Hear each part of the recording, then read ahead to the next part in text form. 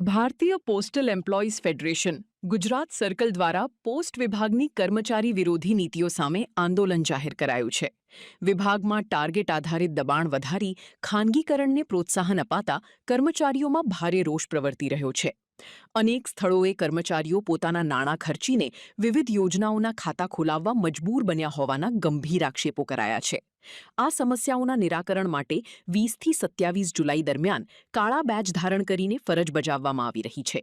આજે 28 જુલાઈએ બપોરના વિરામ દરમિયાન તમામ વિભાગીય કચેરીઓ સમક્ષ રોષપૂર્ણ વિરોધ પ્રદર્શન યોજવામાં આવશે। માંગણીઓ નહીં સંતોષાય તો આગામી 5 ઓગસ્ટે રાષ્ટ્રવ્યાપી હડતાળ અને 18 ઓગસ્ટથી અનિશ્ચિતકાલીન હડતાળની ચીમકી અપાઈ છે।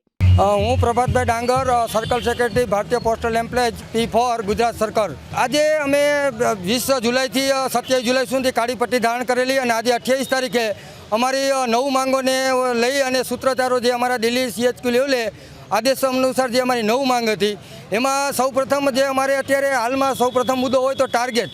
આજે હું આપણા માધ્યમથી સરકાર અને ડિપાર્ટમેન્ટને જણાવું છું કે જે અત્યારે આપણી જે ડિપાર્ટમેન્ટ ઓફ પોસ્ટ જે જનસેવા માટે થઈ અને આજે કાર્યરત છે ત્યારે અમારા કર્મચારીને ટાર્ગેટ બાબતે શોષણ કરી અને ટાર્ગેટ જે કર્મચારી નાના કર્મચારીઓને ટાર્ગેટનું શોષણ બનવું પડે છે।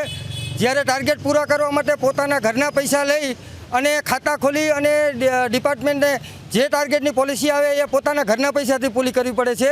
એટલે અમે ટાર્ગેટનું જે શોષણ કર્મચારીનું બંધ કરવા માટે બીજું માંગ અમારી છે કે RMS MMSને આજે કદ નાનું કરવામાં આવ્યું સિવાય અત્યારે પ્રાઇવેટીકરણ મુજબ જે આપણને ડિપાર્ટમેન્ટ પ્રાઇવેટીકરણ ઉપર જઈ રહ્યું છે એ પ્રાઇવેટીકરણ બંધ થાય એવી અમારી 9 સૂત્રોની માંગ સાથે અમે આજે 28 તારીખે સૂત્રોચ્ચારો અને આપણા માધ્યમથી ડિપાર્ટમેન્ટ અને સરકારને જણાવવા માગું છું। જો અમારી માંગ પૂરી નહીં થાય તો 5 ઓગસ્ટના દિવસે અમે 1 દિવસની હડતાલ અને 5 ઓગસ્ટ પછીએ પણ જો અમારી માંગ સ્વીકારવામાં નહીં આવે તો 28 તારીખે અચોક્કસ મુદતની હડતાલ અમારા ભારતીય 18 તારીખે અમારી 18 ઓગસ્ટના રોજ અમારી અચોક્કસ મુદતની હડતાલ ભારતીય પોસ્ટલ ફેડરેશને ડિપાર્ટમેન્ટને આપી છે। એ આંદોલન અમે જ્યાં સુધી અમારી સરકાર માંગ નહીં સુંધે ત્યાં સુધી અમે અમારી હડતાલ ચાલુ રાખશું।